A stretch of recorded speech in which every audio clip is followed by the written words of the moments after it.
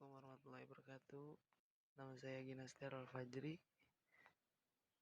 NIM saya 202101112, kelas A2 PBSI. Saya di sini akan menjelaskan sedikit tentang masalah model pengembangan dan organisasi kurikulum. Apa sih model pengembangan itu dalam sebuah kurikulum? Model pengembangan merupakan sebuah prosedur atau acuan yang secara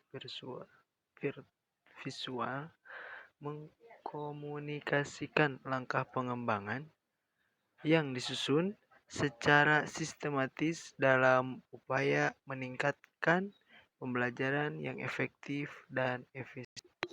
Ada 3 model pengembangan kurikulum. Yang pertama mendesain, yang kedua menerapkan, yang ketiga mengevaluasi. Mendesain adalah suatu kebutuhan yang efektif, efisien, dan produktif untuk menarik pembelajaran dari jenjang pendidikan dasar menuju pendidikan tinggi. Sedangkan menerapkan, yang kedua ada menerapkan. Menerapkan itu adalah suatu metode pengajaran berupa penilaian dalam suatu pembelajaran. Sedangkan mengevaluasi merupakan kegiatan-kegiatan yang dikerjakan dalam suatu pembelajaran, terutama dalam kurikulum. Organisasi kurikulum. Di dalam organisasi kurikulum ada beberapa, yaitu yang pertama ruang lingkup, yang kedua urutan bahan, kontinuitas, keseimbangan, dan keterpaduan. Jadi ruang lingkup itu adalah suatu pembelajarannya. Urutan bahan yaitu apa yang akan dibicarakan. Kontinuitas itu adalah suatu kelangsungan untuk mencapai pembelajaran dalam kurikulum. Sedangkan keseimbangan merupakan suatu penyeimbangan dalam kurikulum tersebut, dan keterpaduan antara pendidik dan pengajar dalam mencapai suatu pembelajaran kurikulum tersebut. Ada model-model pengembangan yang tadi dibicarakan oleh saya tentang masalah desain, menerapkan, dan pengevaluasian. Itu model pengembangan kurikulum harus dapat menggambarkan suatu proses sistem perencanaan pembelajaran yang dapat memenuhi berbagai kebutuhan dan standar keberhasilan dalam pendidikan. Jenis model pengembangan kurikulum ada beberapa. Yang pertama dari model Ralph-Taylor, yang kedua model administratif, yang ketiga model Grassroots, yang keempat model demonstratif, yang kelima model Mirror-Celler, yang keenam model Tabak, dan yang ketujuh model Beachem. Yang pertama model Ralph-Taylor. Model Ralph-Taylor itu adalah cara yang pertama itu dengan menentukan tujuan pendidikan. Tujuan pendidikan kita untuk nanti ke depannya seperti apa. Yang kedua proses pembelajaran. Jadi proses cara kita belajar itu mau seperti apa. Yang ketiga menentukan organisasi pengalaman belajar. Jadi kita itu berorganisasi dalam pembelajaran. Yang kelima mengevaluasi pembelajaran. Jadi kesimpulan semua itu kita cantumkan di dalam model pembelajaran. Yang kedua ada model administratif.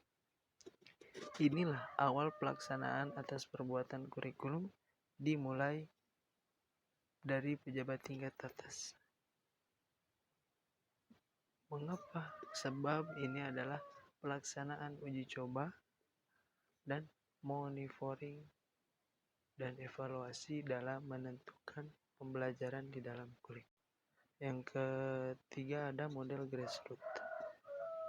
Model inilah pengembangan kurikulum yang dimulai dari arus bawah dan lebih demokratis.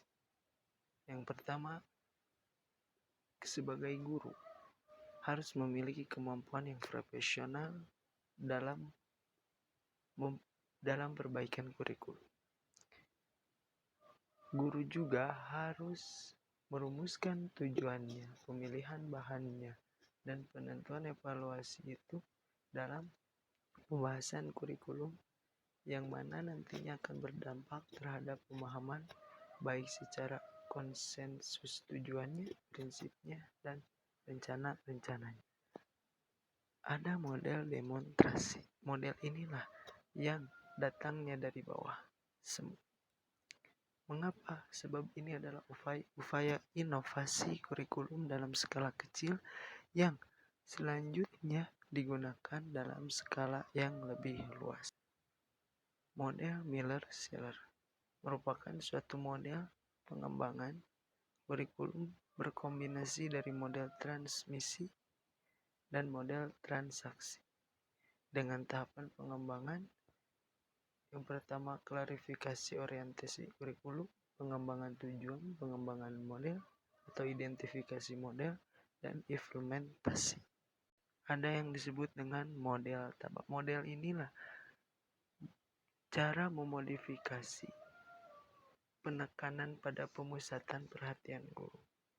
Baik faktor utama usaha pengembangan kurikulum. Yang mana yang pertama mengadakan unit eksperimen bersama dengan guru-guru, yang kedua menguji unit, yang ketiga mengadakan revisi dan konsolidasi, yang keempat mengembangkan seluruh rangka kurikulum, yang kelima implementasi dan diseminasi. Ada model Bican. Menurut beliau tahun 1931 ada beberapa tahapan. Yang pertama menentukan area atau wilayah, yang kedua menetapkan personalia, yang ketiga prosedur pengembangan kurikulumnya, yang keempat mengimplementasikan kurikulumnya, yang keenam evaluasi kurikulum. Selanjutnya yaitu tentang organisasi kurikulum. Organisasi kurikulum adalah suatu pola atau bentuk bahan pelajaran yang disusun dan disampaikan kepada murid-murid, yang mana merupakan suatu dasar yang penting sekali dalam pembinaan kurikulum tersebut untuk mempererat tujuan program pendidikan yang hendak dicapai, untuk mempererat tujuan pendidikan tersebut. Organisasi kurikulum tersebut ada yang pertama tentang separated subject, yang kedua correlated curriculum, yang ketiga broad fields, yang keempat interrelated, yang kelima sosial function, dan keenam activity curriculum. Yang pertama yaitu tentang separated subject. Apa sih kelebihannya? Kelebihannya itu sistematis, logis, mudah dipelajari. Apa sih kekurangannya? Jadi mata pembelajaran itu tidak bisa terhubung dan tidak bisa bersifat aktual. Itulah yang dimaksud dengan separated subject curriculum. Yang kedua ada correlated curriculum, yaitu adalah kelebihannya materi pembelajarannya itu terhubung walau hanya sebatas mata pelajaran tertentu. Namun kekurangannya itu tidak bisa sistematis atau kurang sistematis dan kurang mendalam dalam mengajarkan tentang masalah kurikulum. Yang ketiga ada broad fields. Kelebihan inilah yang bisa memungkinkan pengadaan mata pelajaran yang kaya akan pengertian dan meningkatkan prinsip dasar generalisasi untuk mencapai suatu pembelajaran dengan generasi milenial. Namun kekurangannya inilah yang memberikan pengetahuan itu secara sketsa abstrak, kurang logis dari suatu mata pembelajaran. Yang selanjutnya ada core curriculum atau integrated yang mana kelebihannya ini bisa memecahkan masalah secara komprehensif. Namun di dalam itu kekurangannya itu, yang pertama itu guru harus siap, tidak bisa disusun secara logis dan tidak bersifat sederhana, jadi bersifat rumit. Beberapa bentuk organisasi kurikulum.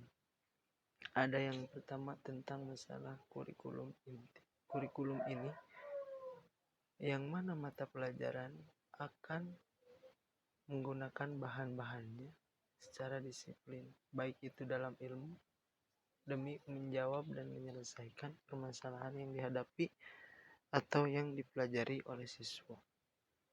Social function dan persistent situation. Kurikulum ini didasarkan atas analisis kegiatan manusia dalam masyarakat.